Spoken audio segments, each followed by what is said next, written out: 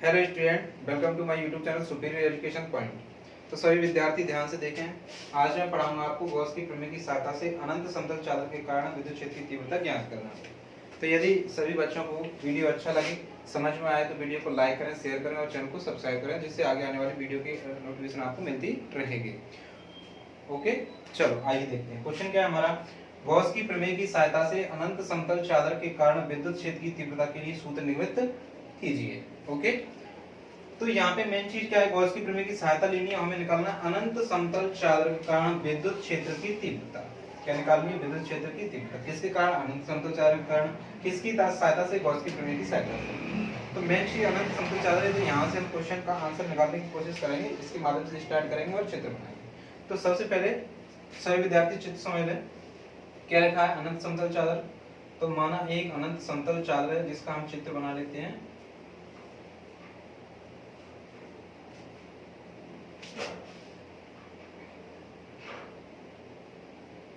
माना एक अनंत समतल चादर है जिस पर प्लस क्यू आवेश एक समान रूप से फैला है।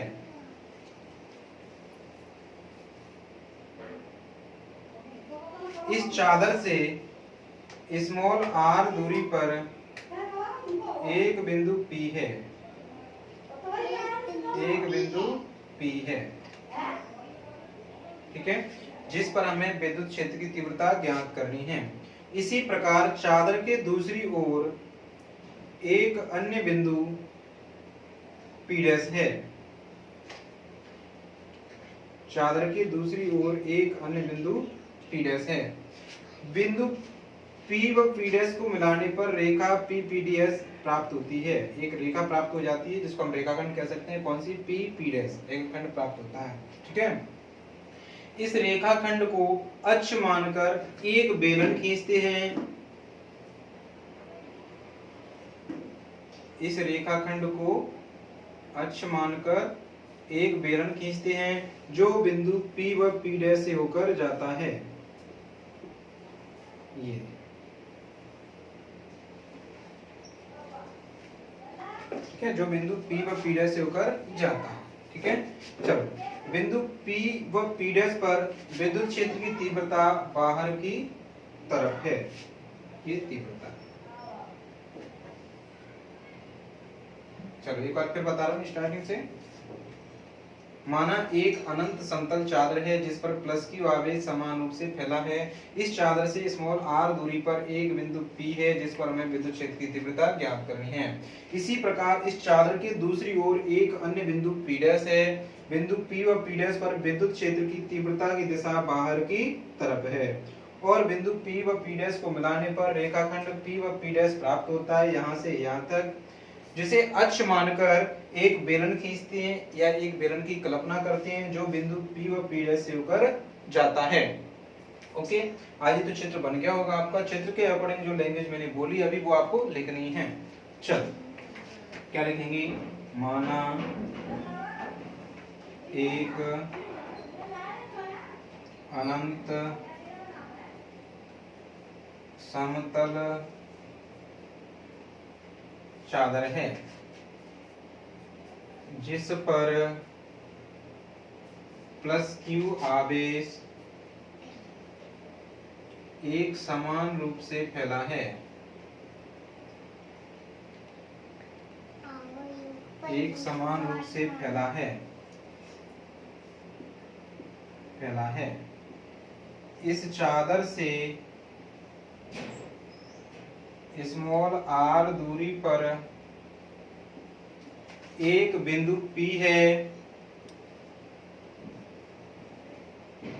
एक बिंदु P है जिस पर हमें विद्युत क्षेत्र की तीव्रता ज्ञात करनी है। इसी प्रकार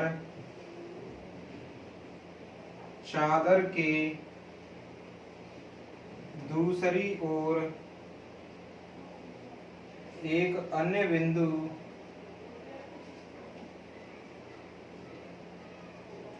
P' है। इन दोनों बिंदुओं पर विद्युत क्षेत्र की तीव्रता की दिशा बाहर की तरफ है। बाहर की तरफ है। आगे, अब बिंदु P व P' को मिलाने पर P रेखाखंड प्राप्त होता है जिसे अक्ष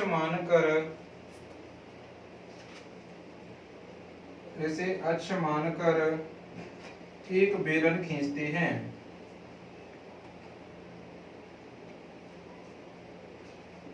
जो बिंदु P व P' से होकर जाता है। तो देखिए सभी विद्यार्थी, जो लैंग्वेज लिखी हुई है जिसको आप नोट कर लें फटाफट से। जो चित्र में से लैंग्वेज ले सकते हैं या लैंग्वेज में से चित्र बन सकता है, दोनों एक दूसरे के पूरक हैं। यदि आपने लिख नहीं पाई तो स्क्रीनशॉट ले लीजिए फटाफट से और लिख लीजिए। एक बार फिर समझा रहा हूं मैं आपको लैंग्वेज के अनुसार। माना एक अनंत समतल चादर है, तो आप देखेंगे ये कैसी चादर है, एक चादर है, समतल चादर है, जिस पर प्लस क्यू आवेश समान रूप से फैला है। तो आप देख सकते हैं धन आवेश फैला हुआ है इस पर। इस चादर से स्मॉल r दूरी पर एक बिंदु P है, तो इस चादर से कितनी दूरी पर, r दूरी पर। अगर चादर ऐसे दिख रही है आपको तो ऐसे सामने यहाँ पे बिंदु नहीं रख सकते, तो चादर को हम ऐसे मान लें तो इससे कितनी दूरी पर है, स्मॉल r दूरी पर एक बिंदु P है, जिस पर हमें विद्युत क्षेत्र की तीव्रता ज्ञात करनी है। आगे इसी प्रकार चादर की दूसरी ओर एक अन्य बिंदु P' है। इन दोनों बिंदुओं मतलब कि इस बिंदु P पर और P' पर विद्युत क्षेत्र की तीव्रता की जो दिशा है वो बाहर की तरफ है, एक पर इधर और दूसरे पर इधर। ओके, अब बिंदु P और P' को मिलाते हैं, तो मिलाने पर हमें P' रेखाखंड प्राप्त होता है। यहाँ से यहाँ तक एक रेखाखंड प्राप्त होता है, जिसे अक्ष मानकर एक बेलन खींचते हैं जो बिंदु को P व P' से होकर जाता है। आगे हम डेरिवेशन ड्राइव करेंगे, तो उसके लिए मैं डाल रहा हूँ इसको। आपने लिख लिया हो, नहीं लिखा हो तो फटाफट से स्क्रीनशॉट ले लीजिए। ओके, चलो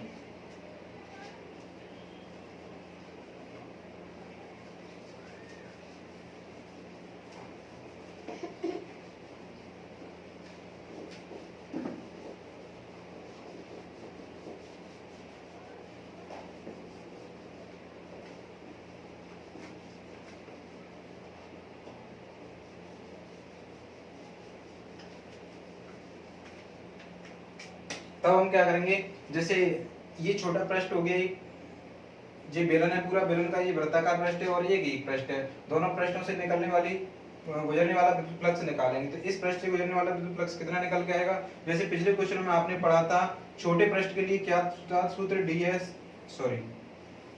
d5 बराबर EdS cos थीटा था। क्या था, cos थीटा। जहां पर थीटा बराबर क्या होता है 0, तब d5 बराबर क्या बन जाता है, ये EdS cos theta. EdS cos 0 का मान कितना होता है, cos 0 रख देंगे तो d5 बराबर EdS cos 0 का मान 1 होता है, और d5 बराबर क्या निकल के आता है, EdS, जिसका समाकलन करेंगे तो क्या निकल के आता है, d5 बराबर इंटीग्रल ds, d5 का समाकलन पाई हो जाएगा और e का समाकलन होता नहीं है, और ds का हो जाएगा s। तो ये निकल के आता है एक पृष्ठ के लिए। तो इसी प्रकार से हम इस क्वेश्चन को सॉल्व करने के लिए इतना लंबा न करते हुए पीछे क्वेश्चन में पढ़ लिया, तो हम इसको डायरेक्ट निकालेंगे। ठीक है, तो हम क्या लिखेंगे, तब बेलन के दोनों वृत्ताकार पृष्ठों से गुजरने वाला विद्युत फ्लक्स क्या होगा, फाई बराबर एक पृष्ठ के लिए निकल के आएगा कितना, ES, इस प्रकार से, और दूसरे के लिए निकालेंगे तो उसके लिए भी ES, तो दोनों के लिए निकाल रहे हैं तो क्या हो जाएगा, ES प्लस ES, ये इसको समझाने के लिए मैंने आपको ये बताया था। ये हमें क्वेश्चन में लिखना नहीं है, बस आपको समझना, आपको आना चाहिए। ठीक है, तो दोनों वृत्ताकार प्रश्नों से गुजरने वाला विद्युत फ्लक्स फाई बराबर ES प्लस ES, या फाई बराबर क्या हो जाएगा 2ES। क्लियर, इसको दे देंगे समीकरण नंबर 1 नाम। लेकिन गॉस की प्रमेय का हमें इसमें यूज करना है, तो हम क्या लिखेंगे, लेकिन गॉस की प्रमेय से, गॉस की प्रमेय से क्या होता है, फाई बराबर 1/ε0 इनटू क्यू। इसको दे देंगे समीकरण नंबर 2 नाम। समीकरण 1 और 2 की तुलना करने पर, समीकरण 1 व 2 की तुलना करने पर, तुलना करेंगे तो क्या बनेगा 2ES बराबर 1/ε0 इनटू क्यू। यहाँ से E की वैल्यू निकालेंगे, हम तीव्रता निकाल रहे हैं, तो बाकी राशि को कहाँ ले जाएंगे, बटे में। तो नीचे 2/ε0 इनटू क्यू, S को यहाँ पर लिख देते हैं जी। 2S दोनों को ले गए तो S इधर लिख दिया, लेकिन बटे में है, कहीं भी लिख सकते हैं, सारी राशि गुणा में है। ठीक है, सूत्र के रूप में लिख दिया। किंतु ये अनंत समतल चादर है, उसका जो पृष्ठ आवेश घनत्व है वो क्या हो, सिग्मा हो। पृष्ठ आवेश घनत्व को सिग्मा से दर्शाते हैं। क्या होता है पृष्ठ आवेश घनत्व, जब कोई आवेश किसी क्षेत्रफल पर, मतलब किसी पृष्ठ पर एक समान रूप से फैला हो, तब इकाई क्षेत्रफल पर उपस्थित आवेश को पृष्ठ आवेश घनत्व कहते हैं और उसे सिग्मा से प्रदर्शित करते हैं। तो यहाँ पे क्या एक पृष्ठ है, तो हम क्या लिखेंगे, किंतु पृष्ठ आवेश घनत्व, आवेश घनत्व सिग्मा बराबर Q/S। इसलिए Q/S की जगह पे क्या लिख देंगे, सिग्मा। तो सिग्मा का इससे 1 से गुणा होगा, तो E बराबर सिग्मा अपॉन 2ε0। यही अनंत समतल चादर के कारण विद्युत क्षेत्र की तीव्रता का अभीष्ट सूत्र है। यहाँ लिख सकते हैं, यही अनंत समतल चादर के कारण विद्युत क्षेत्र की तीव्रता का अभीष्ट सूत्र है। अब देखिए सभी विद्यार्थी, यहाँ पे इसमें जो हमने दूरी ली थी, यहाँ पे R, यानी इस समतल चादर से R दूरी पर बिंदु P था, तो यहाँ पे दूरी का इसमें कोई महत्व नहीं है।